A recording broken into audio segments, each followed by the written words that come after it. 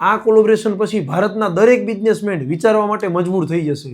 દુનિયાની અને ભારતની સૌથી મોટી બે તાકાત અદાણી અને અંબાણી અને ઉપરથી બંને ગુજરાતી, એ જ્યારે કોઈ એક બિઝનેસ માટે મર્જ થાય ત્યારે શું થશે? વધારાના વિચારો સરળ ભાષામાં સમજાવવું. લગભગ લાસ્ટ 80 વર્ષથી ભારતના રિટેલ પેટ્રોલિયમ ડિસ્ટ્રીબ્યુશનમાં IOCLનો 48% રોલ છે, જ્યારે HPCLનો 27% અને BPCLનો 28%. આમ કરીને ભારતના પેટ્રોલ અને ડીઝલના ડિસ્ટ્રીબ્યુશનમાં ગવર્મેન્ટનો બહુ મોટો રોલ છે.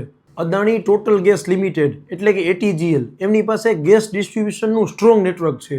જીઓ BP જે રિલાયન્સ ઇન્ડસ્ટ્રીઝ અને બ્રિટિશ પેટ્રોલિયમનું જોઈન્ટ વેન્ચર છે, એમની પાસે પેટ્રોલ અને ડીઝલનું સ્ટ્રોંગ નેટવર્ક છે. બંને કંપની એકબીજા જોડે કોલોબરેટ થઈ છે, માટે 650 ATGLના પંપ હવે ગેસની સાથે જીઓ BPનું પેટ્રોલ અને ડીઝલ પણ વેચશે, જ્યારે જીઓ BPના 2000 ફ્યુલ સ્ટેશન અદાણી ગેસ લિમિટેડનો ગેસ પણ વેચશે. अच्छा लगा? बहुत अच्छा लगा. આ કોલેબોરેશનથી બંને કંપનીનું 125 કરતાં વધારે ડિસ્ટ્રિક્ટ અને 53 જીઓગ્રાફિક લોકેશનમાં રીચ વધશે. બે ગુજરાતી બિઝનેસમેને સમજાવ્યું કે કોઈ પણ રિટેલ ડિસ્ટ્રીબ્યુશન નેટવર્કમાં સૌથી વધારે કોસ્ટ હોય છે તે ઇન્ફ્રાસ્ટ્રક્ચરની હોય છે. જ્યારે એ જ વાત તમે એકબીજા જોડે શેર કરો છો ત્યારે કંપનીની બહુ મોટી કોસ્ટ બચાવો છો. આ મર્જરથી બંને કંપનીને તો શ્યોર ફાયદો થશે જ, પરંતુ IOCL, BPCL અને HPCLને કેવડી ઇમ્પેક્ટ આવશે એ તો આવનારો સમય જ બતાવશે.